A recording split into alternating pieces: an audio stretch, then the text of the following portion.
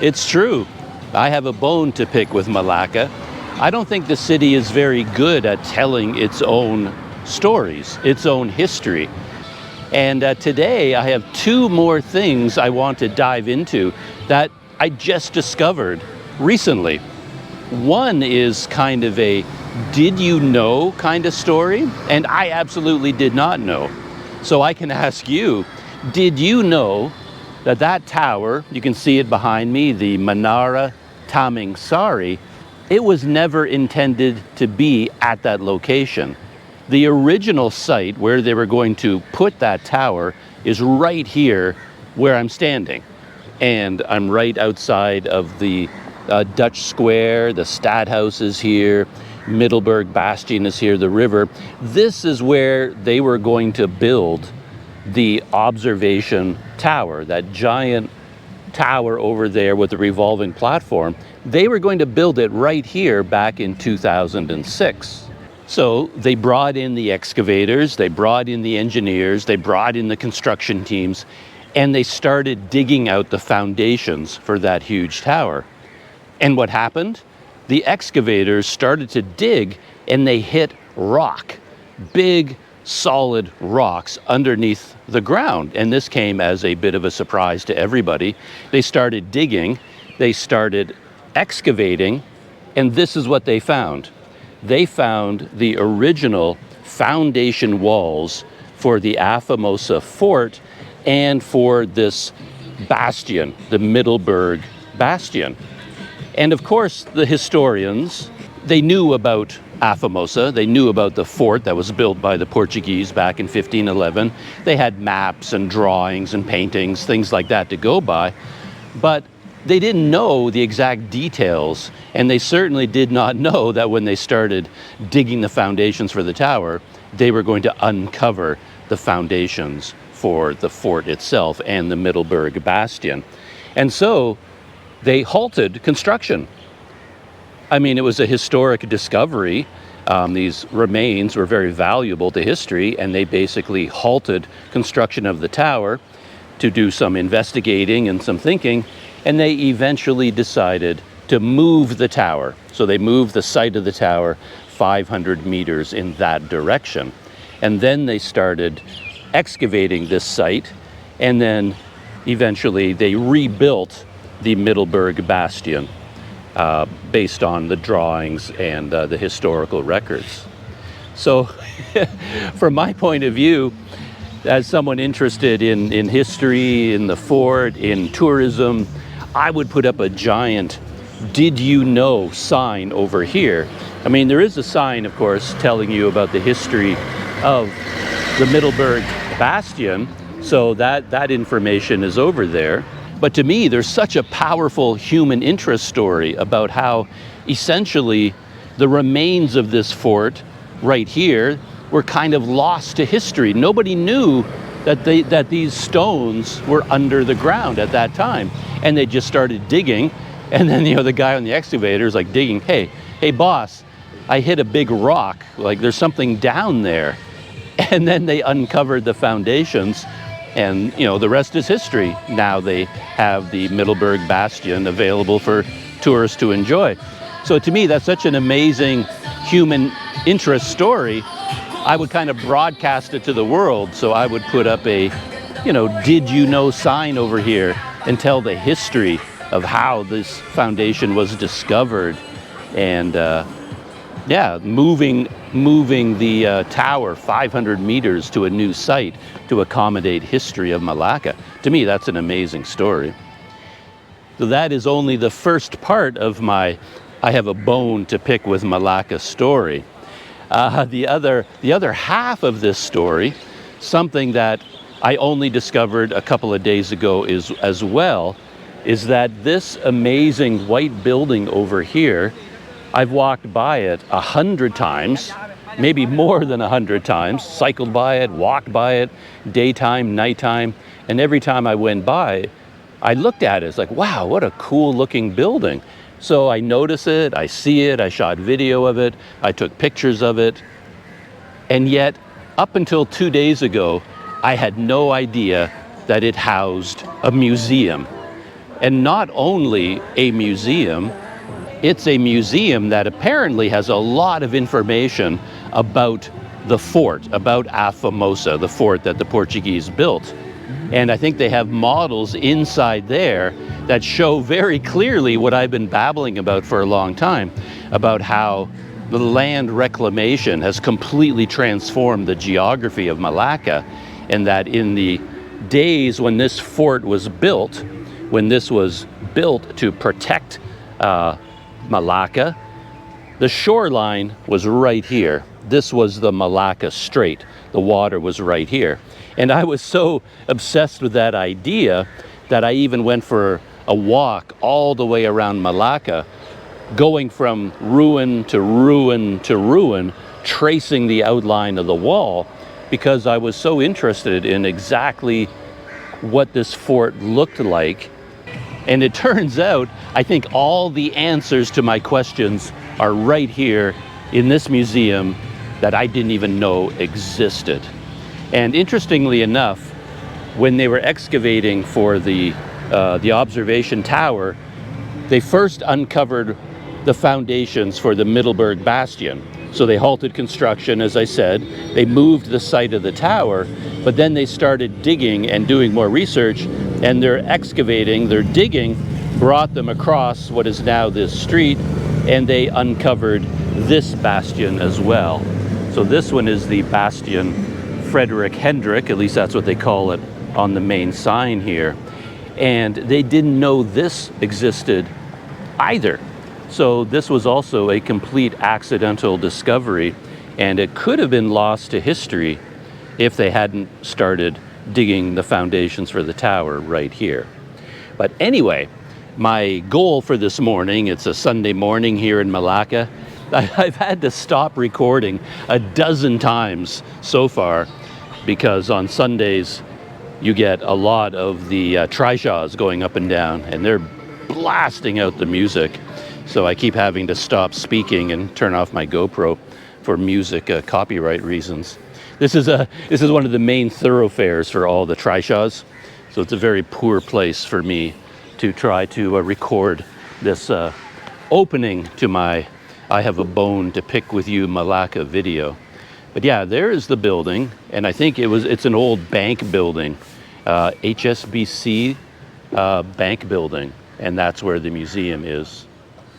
I suppose I can't fully put the blame at the feet of the tourism authorities of Malacca, because there is a sign right here. You know, the Gallery Warisan Kota Malacca, that's the Malay name for this museum. I saw that sign 100 times, but I never knew what it meant. I did not know it was a museum. And then there's another sign here. I thought it was just like a marker saying, okay, here's a cool building. I had no idea there was a museum here. But of course, if I was paying more attention, maybe I would have deciphered it from that sign. And then over here, this is the main entrance, I guess, and I guess that's another reason I never knew this museum was here, because the entrance is so tiny. It's really, like I said, I walked by it 100 times, and I never noticed the entrance, but that's it right there. So that's the main entrance to the museum. And then again, here is the name, the Gallery Warisan Kota Malacca. And I think they have the English translation down here somewhere. Here it is here. It is the Fort of Malacca Heritage Gallery.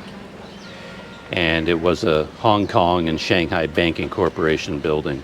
So HSBC bank building, and then they converted it into this museum. And I just glanced at a little bit of the photos on the Google Maps listing, and then I was inspired to come down here because I got the idea that it had a lot of information about the Famosa fortress, which has been my main interest in the time that I've been here in Malacca. And there's a Malacca Hill up there. Beautiful sunny day. And entrance is free into this museum. And there are the hours, 9 till 5, Tuesday to Sunday, closed on Monday and holidays. Yeah, so that's the one day to be aware of. Closed on Monday, open every other day. So let's head inside. Oh, hello.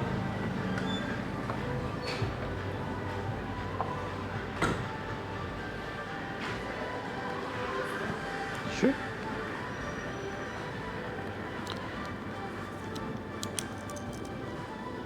All right, thank you. Thank you. Will you take one? Sure.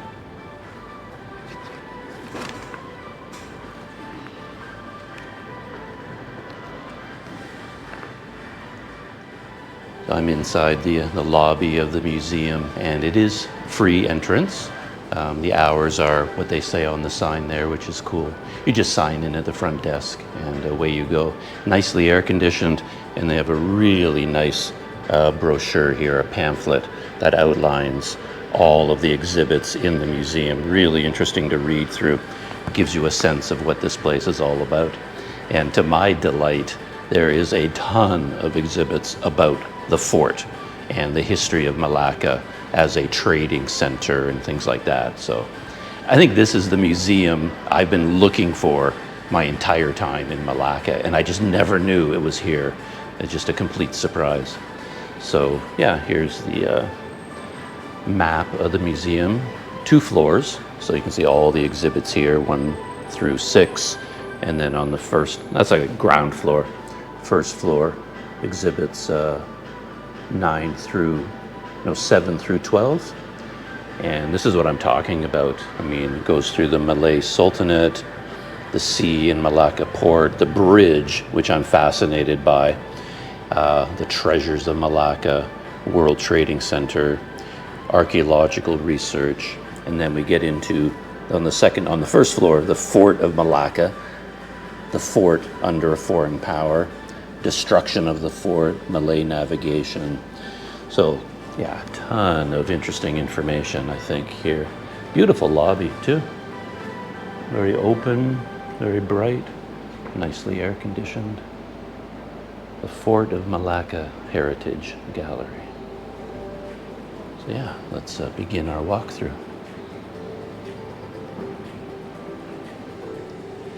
I don't think they have the museum cafe that I'm always looking for on Planet Doug, but they do have a little shop here in the lobby.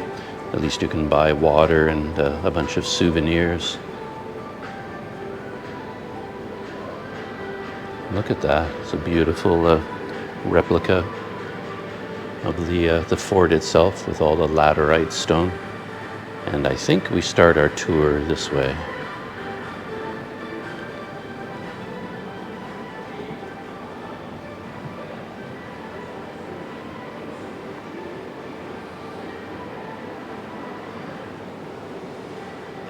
Looks like you have to have a real hunger for reading right out of the gate. A lot of text on those walls, but some nice big illustrations at the same time.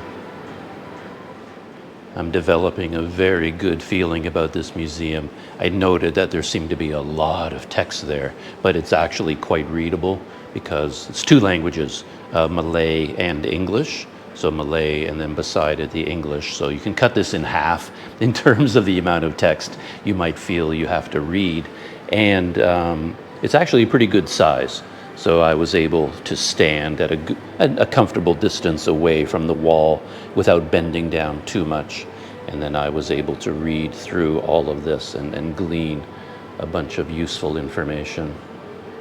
Not surprisingly, there seems to be some debate about dates and how back in time various bits of history go. It just kind of makes sense that that happens. But here, for example, they talk about the Malay Sultanate was established in 1262. So there has been some historical research that dates the Malay Sultanate to a much earlier date than the normal legend, because the normal story that I'm aware of is about Paramaswara, and he was a prince. And they actually mention that down here, says there was some research by historians who stated that the Malay Sultanate of Malacca was established by Parameswara, a prince from Palembang in the late 14th century. So there is some historical debate about exactly how old the official Malacca Sultanate is. And I noticed when I was reading through some of the history and information in the brochure that even the origins of the fort were kind of under debate. I mean, whenever I read about Famosa, of course, that is the fort that the Portuguese built when they conquered Malacca. But according to what I'm reading here, there was actually a fort predating that one, that this was a fort here built by the Malacca Sultanate as well. So in fact, when you're talking about the fort of the city, you're talking about something, a structure that predates the arrival of the Portuguese. At least that's what they're talking about here in this museum. And this map gives you some context in terms of what we're talking about. I think a lot of visitors, when they're thinking about Malacca, the Malacca Sultanate, they're only thinking about the city of Malacca. But, you know, a map like this shows that the Malacca Empire stretched across the whole of the Malay Peninsula and then over to Sumatra as well. That whole green area was part of the Malacca Empire. And this map shows their trade relations. Yeah, it's really a lot of fun for me when things start to come together, because I've done so much reading about Malacca in all the various museums and elsewhere.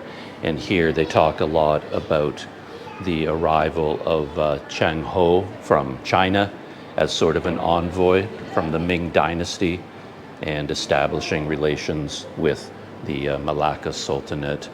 And then it talks about Hang Tuah, and a lot of the history comes from the annals of Hang Tuah. You can see here, so the source for a lot of this information is the Epic of Hang Tuah, these historical stories.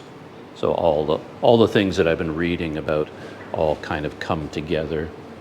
And you can see a nice diagram of the Palace of Malacca, which has been rebuilt today and turned into a really nice museum. I really like this model of the palace. It adds a lot of detail that you don't see in the modern reconstruction. In particular, I think the outer detail here, I don't think you see that in the modern replica. But yeah, it was a beautiful building.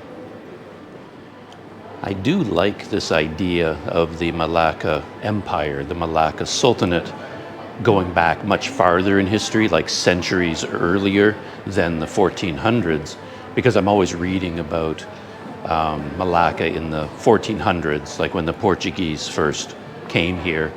That was the glory days of Malacca, like the height of Malacca's power and influence and art and culture and everything else. But it felt like there wasn't enough time for such a culture to develop. So if the Malacca Malay Sultanate dates all the way back to the 1200s, then it makes a lot more sense to me.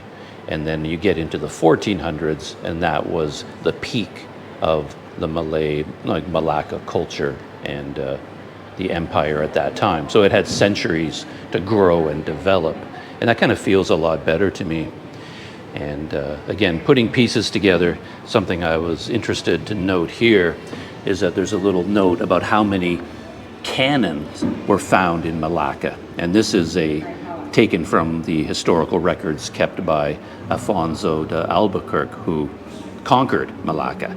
And in his own records, he said like 3,000 pieces of artillery were captured, and that there were as many as 8,000 cannon in the city.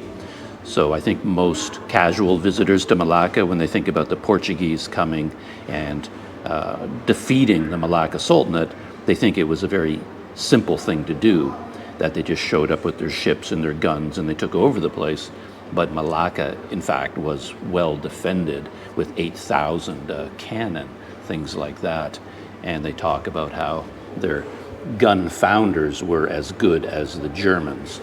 So their ability to build cannon and weaponry was on a par with Europeans at that time. At least that is the story that you'll come across here. And yeah, here's an example of one of the cannon. I just like those little tidbits that I find in museums because it makes sense to me. It's like putting the pieces together, because I also learned while I was here that the Portuguese conquest of Malacca took over 40 days. It was like a battle, a long, long battle lasting over 40 days before they finally managed to defeat the Malacca Sultanate and his forces. And I think most people don't think it took that long, right? And then when you understand that they had 3,000 artillery pieces or 8,000, whatever the number was, it all starts to make a lot more sense. And I love the stories of the ships that they had at the time here in Malacca. This is the most famous one here. I've seen information about it in a few different museums. The Kapal Mendam Barahi, the Mendam Barahi ship, huge ship. So they actually had very large ocean-going vessels here in Malacca at the time, which I think most casual visitors to Malacca don't realize. And according to the stories in the Hang Tuah, the Epic of Hang Tuah traveled all around Asia in this ship as an envoy of the Malacca Sultanate. And they tell that whole story here, all the different expeditions that he went on. But you can see the scale of it. It's a massive ship driven by oars and sails. And the Portuguese wrote in their own accounts of arriving in Malacca how astonished they were at how huge the ships were that they discovered here. So this is an interesting exhibit about that. Something else that jumped out at me, just sort of from a museum technology perspective, is that they have like this 3D holographic image of the royal procession over here, broken, not working, and then there's another one over here where you get a diorama of the palace scribe, and you can push the buttons and something will play, but it's also not functioning. And that jumps out at me because I just visited the Hang Tuah Center, which put a lot of money and a lot of development into making high-tech multimedia digital displays, and that, yeah, makes a museum very interesting to visit. But it's a bit of a double-edged sword, because the more technology your display depends on, the greater the chance that the technology is going to break down and the exhibit won't actually work. So maybe it's, yeah, there's an argument to be said that a standard museum display based on wood and paint and actual graphics just on the wall is a little bit more stable, a little bit more reliable than the fancy technology. The next couple of exhibits are also of interest to me because I've been looking into them quite a bit. Still interesting, though, that even this museum seems to miss the story. Like, they don't seem to know what their own story is. So here, for example, is a story about a ship with a bunch of treasure on it, and the title is Malacca's Treasures Brought to Europe.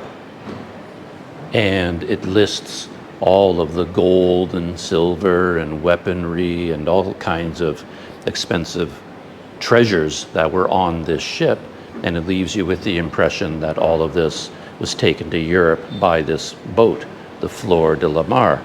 But it never made it, of course. This is the ship that sank in the Malacca Strait. So this is like one of the greatest lost treasure ships of history. And here's an entire exhibit about it. And yet, that point that this ship loaded with all the treasure of Malacca is now resting at the bottom of the Malacca Strait. It's not mentioned. I think there was one brief mention, like it says here, that 115 people were lost and drowned. So, of course, the ship sank.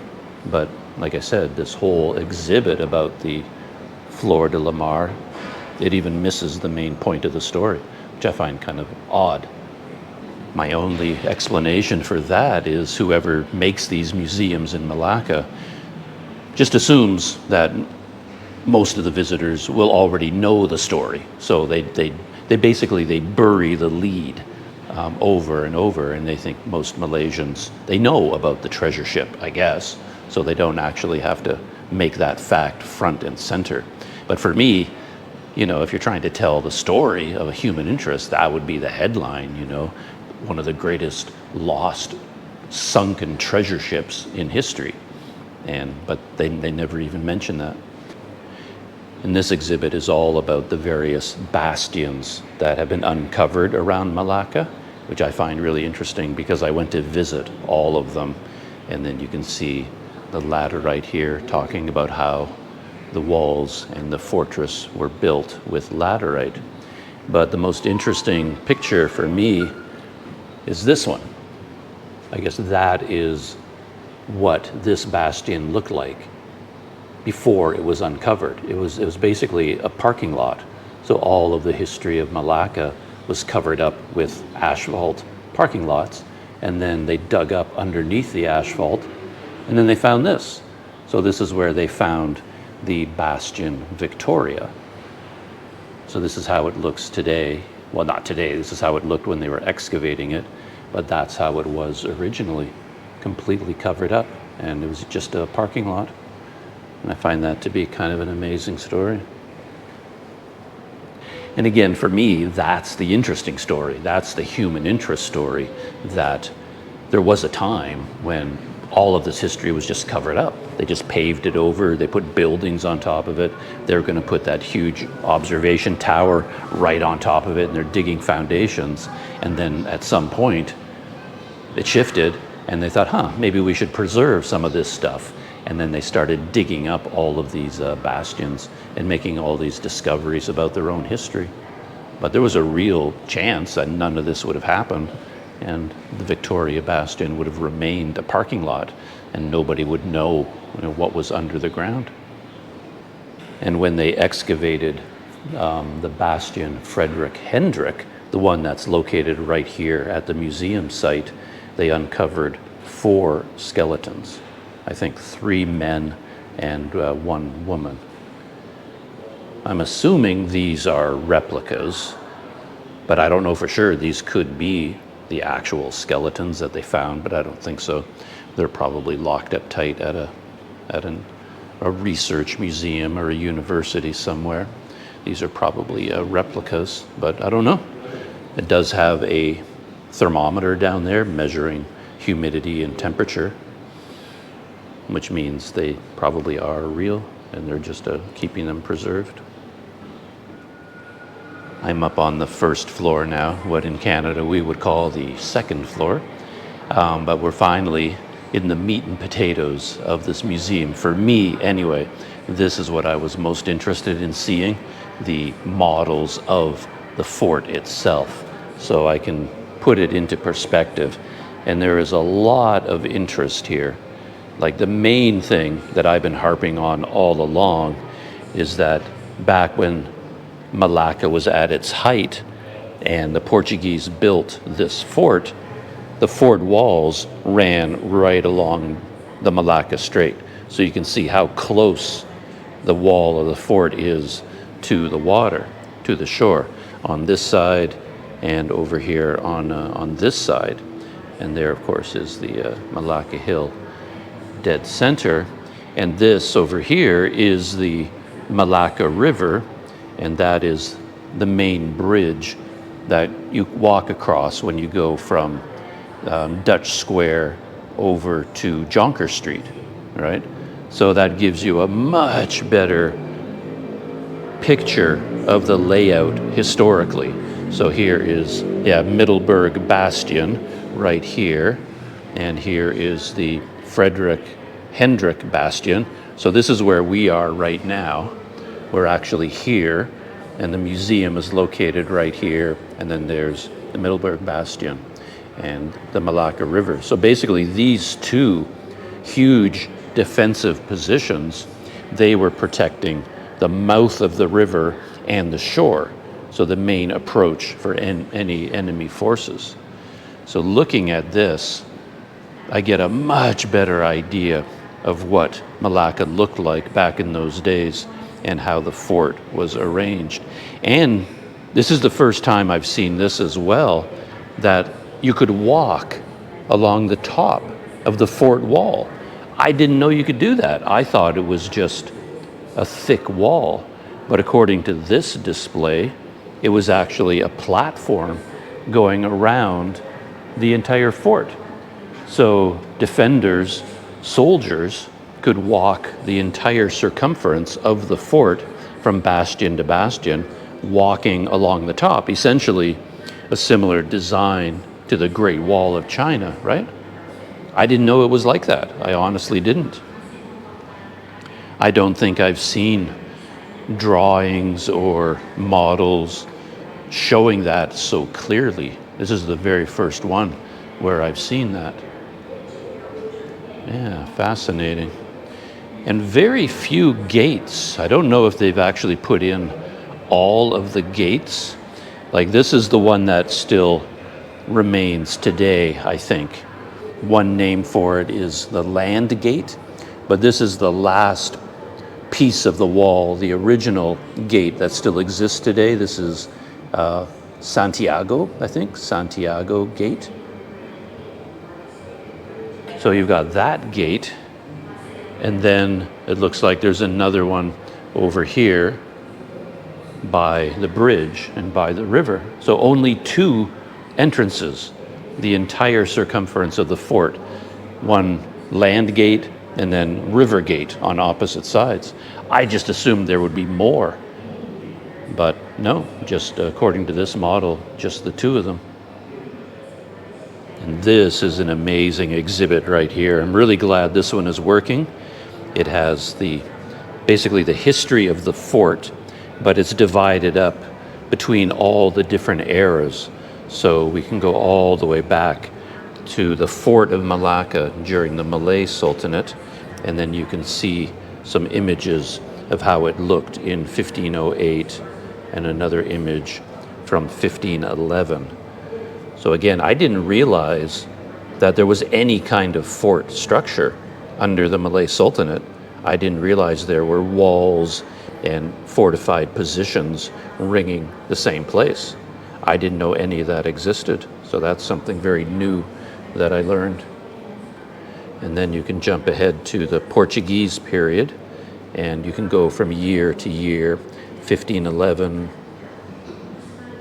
1515, bit more of an artist rendition.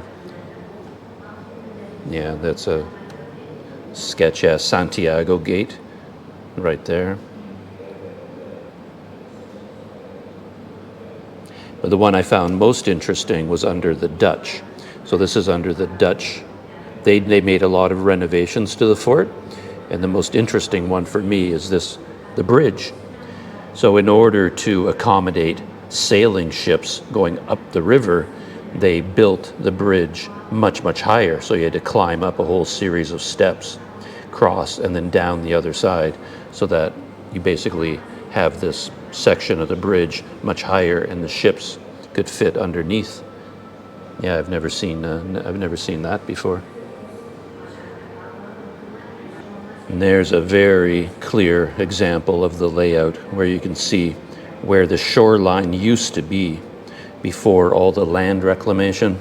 So there is where all the people were living over here, and this is where the Sultan and the Portuguese administration and then the Dutch administration were all inside this fort area, and it's right on the water. Today, the water is way down here, kilometers away. All of this is reclaimed land now. So I find that to be a fascinating part of the history. And finally, we get some aerial pictures of Malacca today. So if the fort still existed in its entirety, this is where it would be today. And you can see that instead of the Malacca Strait, you've actually, right outside the walls, you've got shopping centers, parking lots, all that sort of thing. So, yeah, the geography of Malacca has completely altered since the days of the Portuguese, the Dutch, and the British. Yeah, fascinating. This is exactly what I was hoping to see. Now I can finally sleep at night because I have a more accurate image of what Famosa looked like, and added a lot to my knowledge. As I said, I didn't even know that the Malacca Sultanate had their own fort in place, and perhaps the Portuguese sort of built their version of the fort on top of the ruins of the Malacca Sultanate fort. And I had no idea, as I said, that the top of the wall was that wide and that you could walk all the way around it and go from bastion to bastion. I've never seen that before in any other model, or maybe I just wasn't paying attention. Yeah, really interesting exhibit here. This is what I came to see.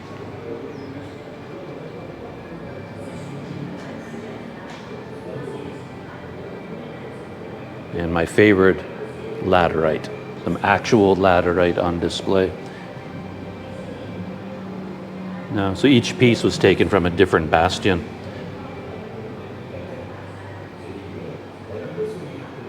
Amazing stuff, the laterite. Yeah, they even curved it.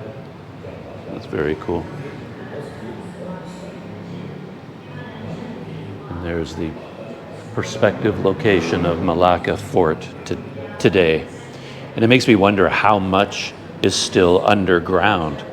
Like in the future, they could dig up more and more and more of it. Now they have a very clear idea of where all the remains are under the ground. Like I'm pretty sure that all of this is completely, I mean, the wall was gone, of course, but the foundations would still be here underground, and there might be sections that they can still excavate in the future. That would be quite interesting. I don't know how many exhibits are left, but this next section is all about the Portuguese conquest of Malacca, and then followed up by the Dutch defeat of the Portuguese, and then of course the British era and everything that happened. And the most interesting exhibit for me is this one. I'd never seen this before. This is a copy of a speech given by Albuqurque to his captains and soldiers about the attack that was about to be launched on the city of Malacca. And it has a lot of fascinating information in there. And I'd never come across, I mean, I haven't done a deep dive into the history. Really, all I've done is visit a few museums and read a few Wikipedia articles and watch a few documentaries on YouTube. So most like deep historical documents and knowledge I'm not familiar with. So I never came across this, the copy of his speech before, but it's quite fascinating to read. And they do have quite a detailed movie here covering this period of history, Portuguese conquest, and then what they call here the War of the Triangle between the Achinese, the Johor Sultanate, and the Portuguese. So it's kind of interesting to sit through and get like a bird's eye view of those centuries. My main critique is the same that I've had for a lot of the museums I've encountered in Malacca, that the actual story is buried.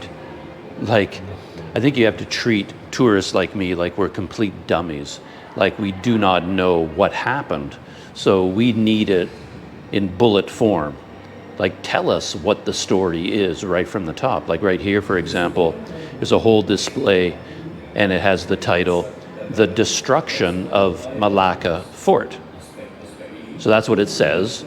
And then it shows a picture of the Santiago Gate, I think.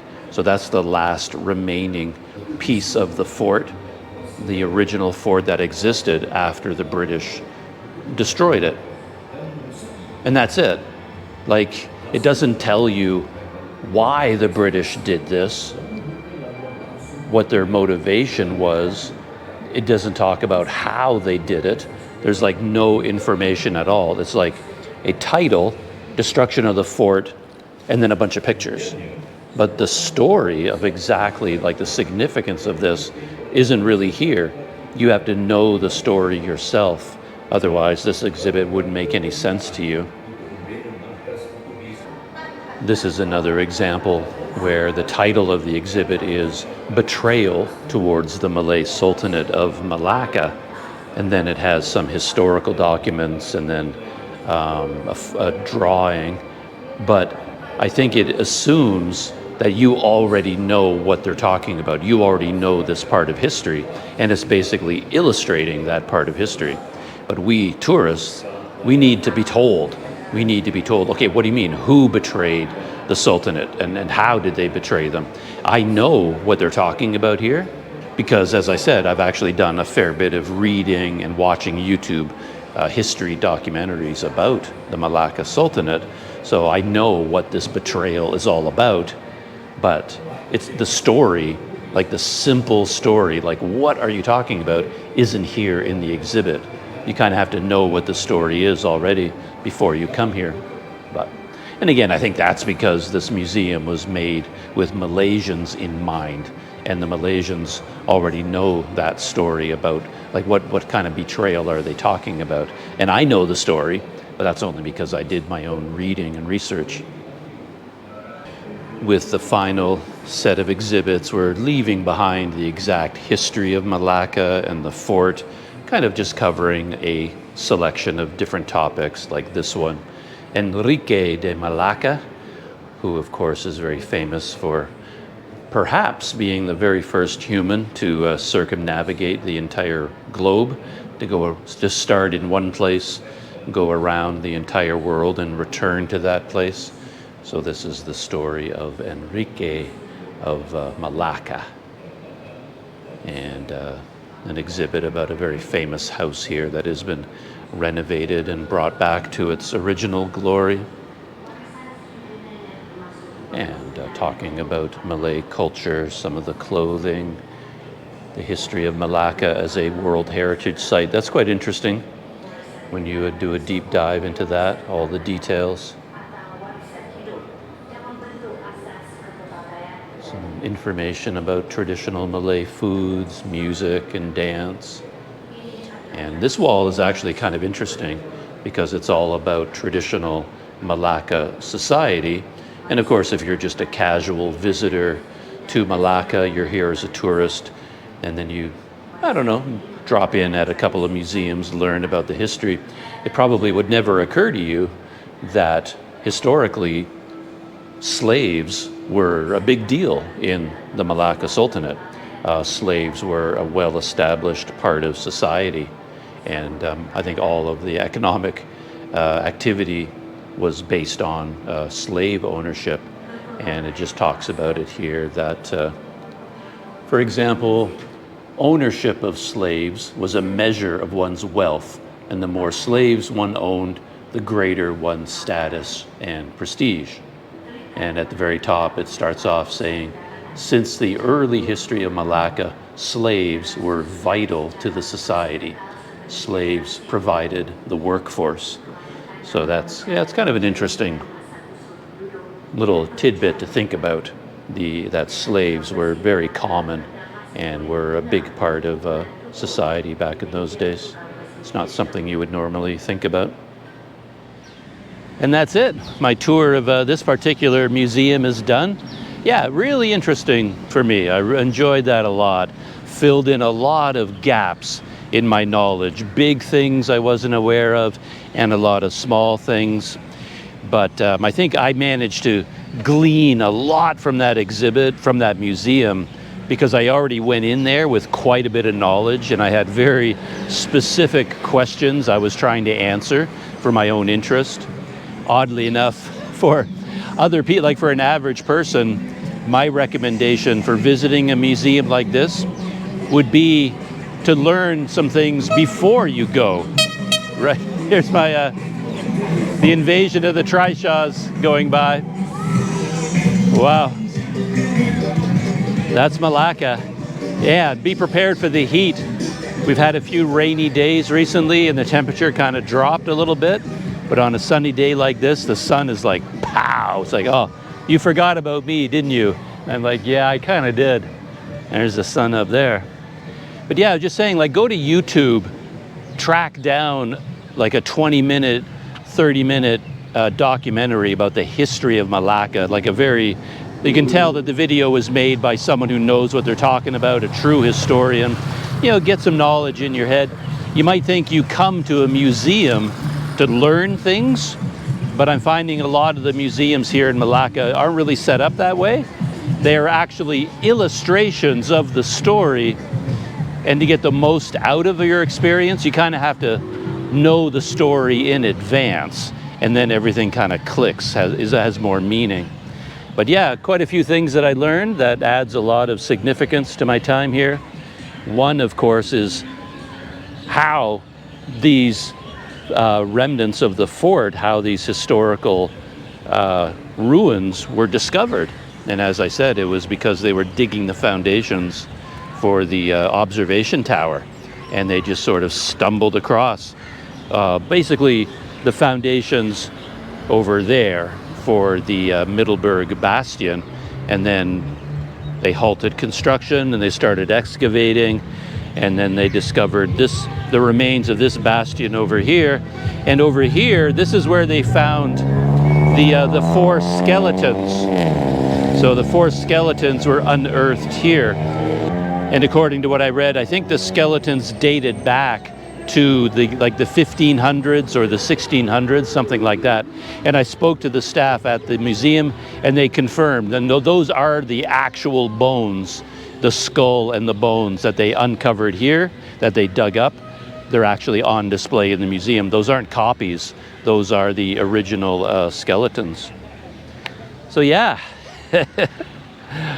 I woke up this morning, I had a bone to pick with Melaka. All these things I didn't know, this amazing history of this city. And now I filled in a little bit more of my information gaps. So yeah, I enjoyed that very much. And that's it, shutting down for now. If you've watched this video all the way to this point, you made it all the way to the end of the video, that means you're a member of the Planet Doug Crunch Club. Put CC in the comments to let me know. I always love to see that. And thank you as always to everyone supporting my small adventures and my video production here on Planet Doug through Touch and Go, Trishaw, through Touch and Go. I have to shout above the disco soundtrack of Melaka. And everyone who has joined the Planet Doug Patreon, and of course through PayPal, always appreciated. Links to all of that are in the video description, and QR codes at the end of the video. And of course through Buy Me a Coffee. Thank you very much to everyone out there keeping Planet Doug in orbit. So that's it. Hope you enjoyed a little bit of that, filling in some gaps in my knowledge of Melaka. And I'll see you next time.